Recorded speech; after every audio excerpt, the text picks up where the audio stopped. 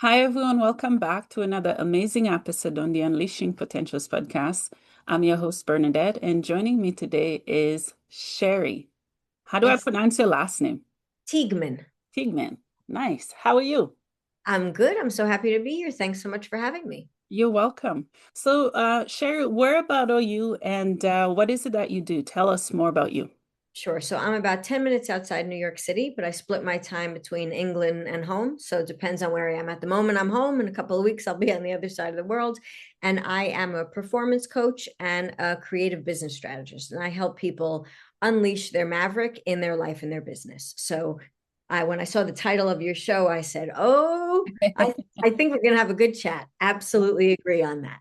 Yes, definitely, definitely. So, Sherry, what got you started into the work that you're doing? Did you just wake up and you I found? wish, Bernadette, I wish it was like that. It was a much messier journey than that. So, about 17 years ago, I went through a really tough divorce. I'm a single mom of two little boys at the time. They're now 26 and almost 24.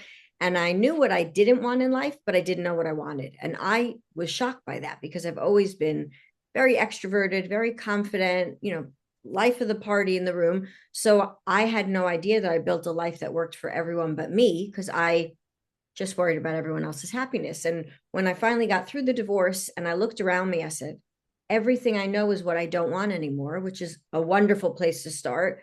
But I didn't know what to do then. I didn't know myself. So I went on a deep dive into myself, learned a lot about myself. And I just loved the coaching industry because I hired a coach to help me. At the time, I said, I don't want a therapist. I don't want to go back into what was. I know how I got there. I figured that out. But where do I go now? I don't want to run the same stories again and again. So I hired a coach and I loved the whole world here. So, oh my God, these people think like I do. I thought I was the only one in the world. So this was about 15 years ago.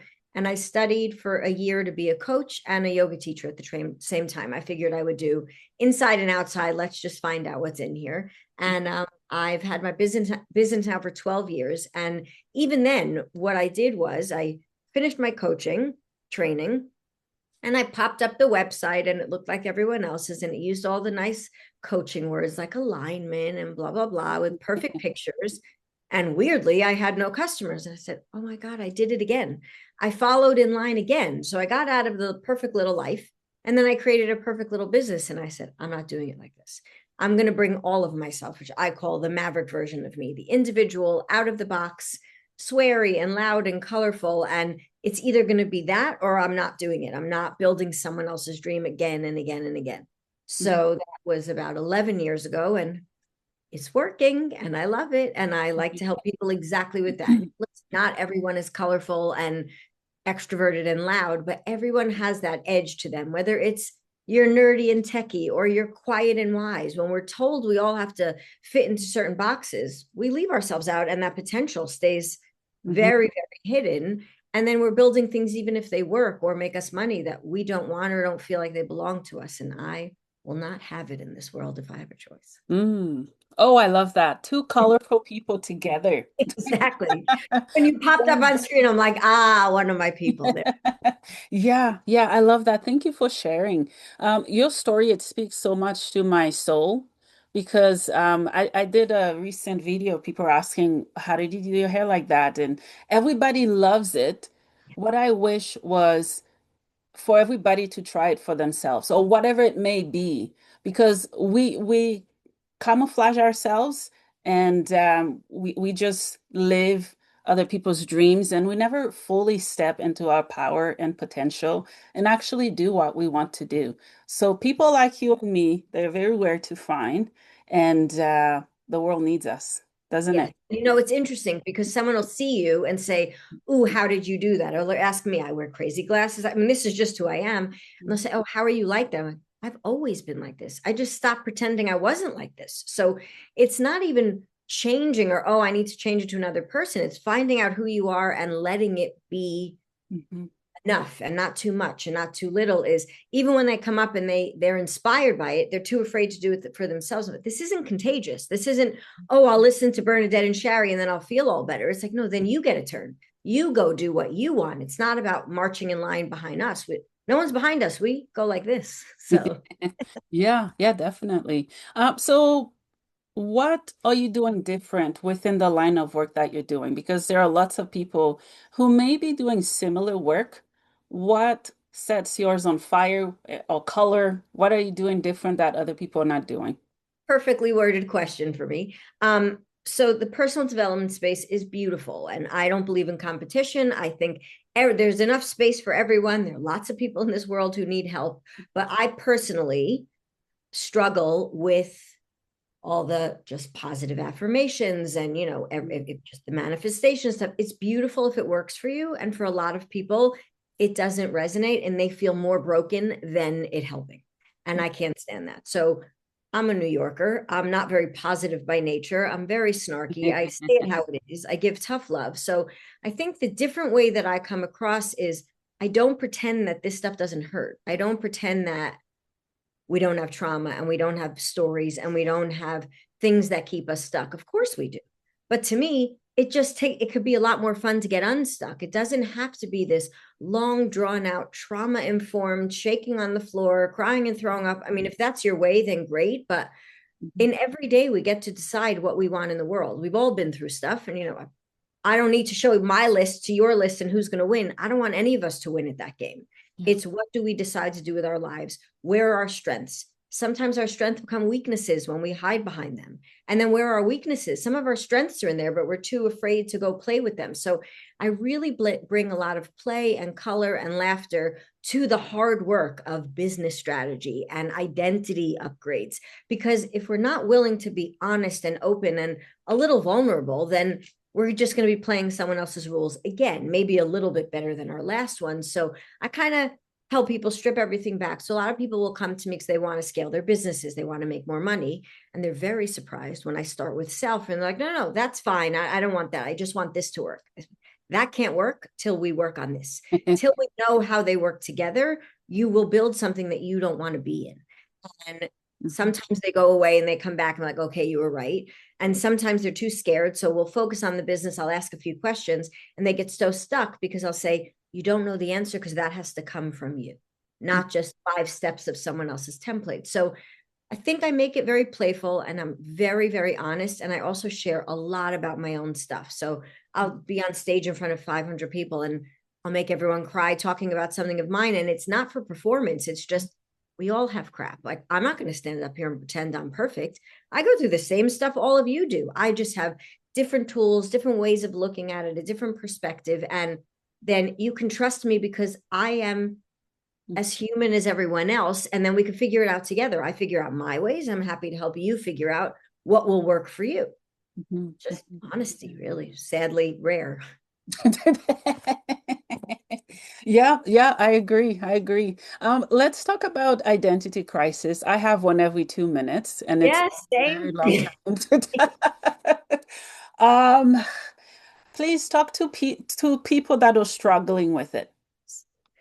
So I think it's a really, while we joke about it, the reason we have them all the time is because we use other people's glasses to see ourselves. Mm, So no one ever taught us when we were little to stay. Okay, imagine in a kindergarten class, everyone take out a mirror, kids, and tell me what's beautiful about you or what's different about you. No, we're told on this day, everyone's making sailboats. And Timmy, you have to sit in that seat for lunch or you don't go to snack time. So even from when we were little, we were told what our identities were. You're the good girl, you're the bad boy, you're the everything in between, you're good at math, but you're not good at this. So we come with this preset bunch of glasses that we wear. And then as adults, we go out in the world and we're supposed to know how to be free and creative. I have so many voices in my head, as do you. And then we're creative, so we create even more. So the identity crisis to me is actually more removal of everyone else's opinion than figuring out who we are. We are always us underneath it all. It's just how do we unpack what didn't belong to us? Or, you know what, for a lot of us, it worked for a bunch of years and now it doesn't. Like, can we be honest with ourselves to say, I really wore that identity? I know we're both moms. So, there's a lot of motherhood stuff that comes, and being a mother is my favorite role in the world. And my boys are now in their 20s. So I have to redefine that identity. I can't hold on to the version of me from 20 years ago when they were little. So even without everyone else's opinion, we have to figure out who we are, what we want, and how we're going to get there, and what we don't need anymore for that trip.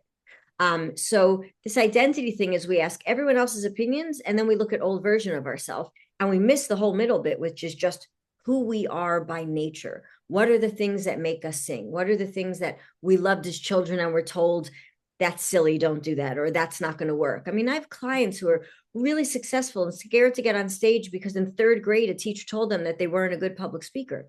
These are Mm. 50-year-old men. So it's like, whose identity are we even talking about? Yeah, yeah. Crazy. This world is crazy. Yeah, yeah, definitely. Yeah. What are some successful stories that you have or allowed to share within the line of work that you do? Like Yeah. some jaw-dropping wow moments and Yeah. I'm shift. lucky to have a lot of them. I think because people come to me thinking they're going to work on their business and they kind of ignore the identity, like, oh, I'll do the mindset with her and then I'll get to the good parts. I have two clients who last year, it makes me cry. Two women who one had a child and could not get pregnant for 5 years, and one who was infertile for about 7 years for her first child, was never able to get one. We did some of this work, which we started with on business, and both of them had babies last year. Wow. And I didn't get them pregnant, but we made space for both of them. Were caught in that feminine overachiever masculine thing is, well, my body wants a baby, but where's it going to fit in my business? How's it going to fit in my identity? And once we made space with how could they be all of what they want and have all that they want, their bodies relaxed and they were able to have babies. I've got families who were on the verge of divorce and the business went and the business went up and so did the relationships. It's like when we fix one area of our life, it kind of fixes a lot of other things. Listen, I've got a lot of stories. I always joke at the start of my my workshops, I say, disclaimer, I'm not paying for your divorce bills. There's always someone in this room who goes home and leaves their relationship because we need to make space for ourselves. And sometimes that's towards something. Sometimes it shows us we're finishing things. But I think the whole theme of my greatest results are the changes that happen in the category we weren't working on is when someone truly finds themselves and then lets that show in every area. Better relationships, better health, losing weight, caring about things they didn't, fixing old family wounds, because there's space for everything if someone lets us. If we think success only sits when we're miserable and overworking, your business can't work and your life can't. Yeah, I agree. Thank you for sharing. Thank you. What does Marvick stands for? Take us a bit deeper. I know earlier you talked about it. Yes. So to me, a maverick is really, I think a lot of people, when they see someone like us, like very creative, and we don't care about other people's opinions, they think we're being rebellious. I'm Mm. actually not rebellious.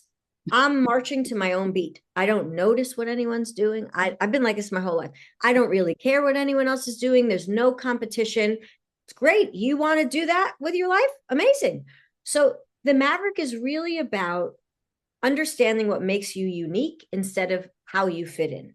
So for me, when I went through my divorce, it was a long, hard process, and I was in the courtroom a lot. And it was really hard for me. And I was in my early 30s, mom of two kids, and my ex-husband and I still don't get along. So even then, it was bad. And I would get more and more anxious every time I had to go in, to the point where I'd have a panic attack in the car before I went in. And I said, I can't live like this. I can't. I'm getting so scared of going in. So I said, I have to find a part of me, which I then later learned was like learning my archetypes. What part of me can find the strength to go in there? So I became the wild woman in my head, and I made like a playlist of music, and I wore feathered earrings, and I wore like a flowy skirt just to give me power, not over anyone, but to tap into something in me that was bigger than the situation. Because we all have strength inside of us. We just don't know how to use it. So when I did the business change, when I made it look like everyone else's, it wasn't working, I said, who am I? I'm very individual. I'm very out of the box, but that doesn't mean I rebel against things. I don't have to be right. I don't care about being right. I'm creative and I'm expressive and I'm unconventional. And this whole Maverick brand is, if I can help people find that version of themselves, they'll stop trying to find someone else's template. It's like they're so proud to bring all the parts of themselves forward, like creativity and sensitivity and vulnerability and geekiness and all of that. Is when everyone has their own complete individuality, imagine how amazing this world will be with ideas and collaboration, and no one's fighting each other to win anything. So I think for me, it's really just the whole mission, much bigger than me, is if we help unleash the potential, and I say unleash the Maverick in everyone, we just have so much more bandwidth to make the world an amazing place. Yeah, yeah. Oh, so beautiful. Thank you for sharing. Thank you. Yeah. Talk to us more about unleashing. That means something possibly different for me, I'm sure for you as well. What does it mean to you? So I love the question because I don't know anyone else who uses the word like you use it in the podcast. I use it a lot, and people always look at me. The unleash is more than just doing. A lot of people do. So you move the pen from one side to another, or you make one small brave move. When I say unleash, it's just to open yourself to all possibility, even if you don't know what it looks like. Like a lot of us like to know the practical or the how of it's all going to play out because it doesn't feel safe otherwise, which I understand. I require a lot of safety too. But when we intentionally choose to open, then all of like the serendipity and all the magic and all the things we'd be closed off to if I was just making small moves, I have more space for all of the magic and creativity and possibility. So everything may not go as I want, but I'm going to learn a lot and have a lot of fun along the way. It's just a bigger doorway than I'm going to climb through quietly and hope that no one notices that I'm here. It's like, let's just find out what's possible for all of us. If I open my possibility, there's more light in the room. Then you walk in the room with your open possibility. Imagine how bright that room is. And then we collaborate like we are on this podcast. And then someone finds us and needed to meet you through me or vice versa. It's just this bigger light that grows in the world.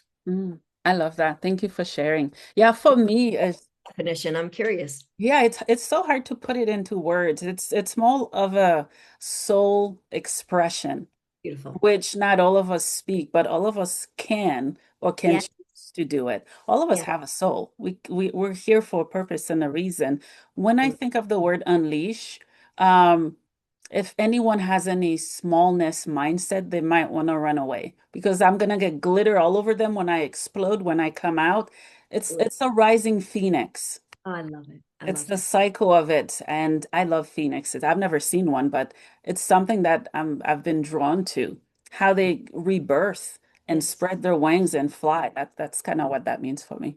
I love it. And it's also, I mean, you hit on it is we don't, a phoenix doesn't wait till the conditions are perfect and everyone gave them permission. It's just they rise from all the ash. So we all have that. Again, how big or small the stories are, what trauma we went through, like that. That's a terrible way to identify yourself for the rest of your life. But we all have the right to rise, tap into that soul, tap into our intuition, and just find out what more there is. I love that. Beautiful. Yeah. Yeah, thank you. Is there anything else you'd like to share? Anything I didn't get to ask you? And Um, what are you working on? I just love this conversation so much. So I'm actually in well, where are we now? We're in March. In May, I've been working for the past year on writing.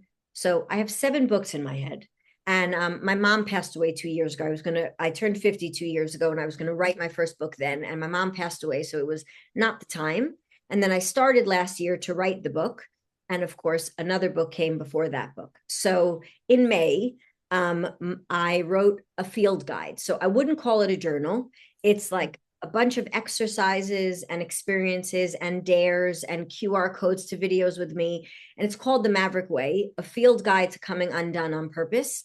And what I want to do is, like I said, the Maverick's much bigger than me. I want to get this into people's hands who may never meet me or can't come and work with me to say, if you love your life, but you know there's more, if you've reached success, but it doesn't feel like yours, like how do we find the parts of us without shame and with playfulness that we can use to get that last 30-20% of us to really unleash into the world and to know it's my way, my own pathway. So the book is launching and I'm really excited about it because most of my work is one-to-one or in small groups. And if I could just, like, for everyone who loves someone to be able to hand them a version of this book and say, I have a gift for you to help you find your own gifts. Mm. I mean, it just makes me cry to even say it. So I'm really excited about that because in 12 years, it's the first time I have something for the world to say, you don't even never have to know my name. Just please go use this for yourself. Give it to your children. Do it together. Do it with your partner. Do it with a friend. Is we were never taught any of this, and we all live lives without these tools. And I want these tools to be a place for people to laugh and cry and swear at me when they do it. It's like, oh, that's a hard question. But the more pieces of us we find, the more we have for each other and ourselves. So I'm really, really excited about sharing that with the world and finding more people to just say, you know what, like our messages are so aligned and so different also. Like Bernadette's way is beautiful, my way is beautiful, together they're even more beautiful. Like, who else in the world wants to be around this? I feel like everyone, if they knew it was there. Yeah. Yeah, definitely. Well, Definitely. the phoenix is rising. Yes, absolutely. Absolutely. So you go to the UK, that's far from where you are. Yes, What do you go do it is. there? Oh, because I'm crazy. So I run a coaching department for a company in the UK. So every other month I fly over and I run workshops there, both for the company and my own clients. I meet up with my clients there. And it's really funny because it's a very Maverick thing. I was here as a single mom, never left the area, and I built a business in a country I had never been in. I had my clients were almost all British for 4 years before I had ever been to the country. That's a very me thing to do. That's very unleashed of me. And I love it because culturally it's similar but different.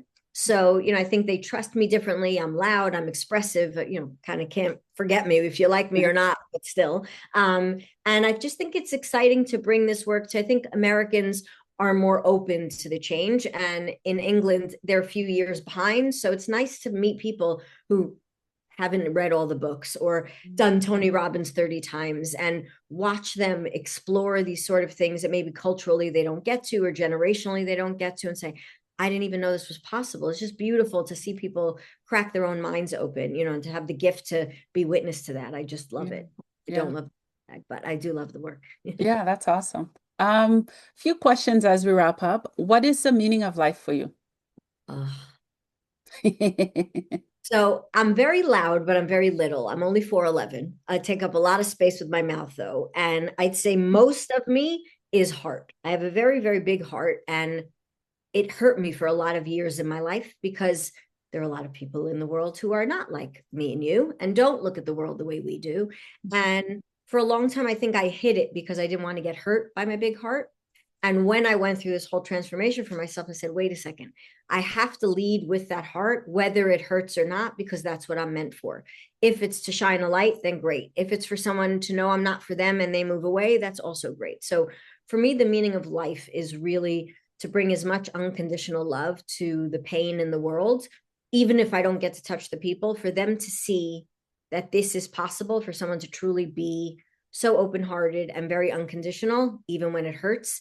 I just feel very blessed, very tired, but very blessed to have that kind of soul to say, I know the world feels like it's moving the opposite way, but we all have a choice as to how we love and how we lead. And I think that leadership piece comes from a place of just magic and love and soul connections and a bigger intuition and a bigger mission out there. For me, that's really not the small bits and that person did that and they said that. Is if we can all come up here and just open up our vibrations and open up our hearts, we get to make the new world that we're waiting for. Yeah, yeah. So do you get nervous when you're talking in front of people? And what do you do to cope and get through it? Oh, it's funny. People always ask me if I get nervous before I get on stage. So I think I get excitement slash nerves for the few minutes before I go on, thinking, why the hell did they give me this microphone? Like imposter syndrome for like 5 minutes. And then I'm fine. I actually struggle more with small talk with people Mhm. who don't talk about deep things. That's much harder for me. Like if I have to go to a social event, I'll get social anxiety right before. If I get to Yeah, talk about the stuff I love, like this, I could do all day long. yeah, That kind of stuff, painful, like actually painful. yeah, yeah. I can relate. I figured you would. Yeah. When I do get nervous before speaking in front of people, I remember that I'm the messenger of a bigger message. And no one cares what my shoes look like. No one not going to remember me. If I could get on that stage and impact a few people with what I said and then leave and they forget about me, that's what I'm there for. This is not for me. So that helps me a lot. Yeah, yeah. Thank you for sharing. So where on social media are you hanging out at? The best place to find me is Instagram most of the time. So it's just my name, Shari Teigman on Instagram. I love meeting new people, especially our kind of people. So if you heard this and you're listening to this, pop a message in. I'm the only one who answers my messages. Say hi, something that you took away from speaking to the two of us, something that you thought of or something that you heard. I would love to hear. I love learning from other people's perspective or things that maybe, sometimes we hear the same things again and again, but we hear it one little way different. And that's all we needed. Is I would just love to learn and hear from other people. Yeah, awesome. Well, Sherry, thank you so much for coming on the podcast and for Thank you so sharing. I much. appreciate you. I appreciate you too. Thank Excited to be you. connected. Thank you.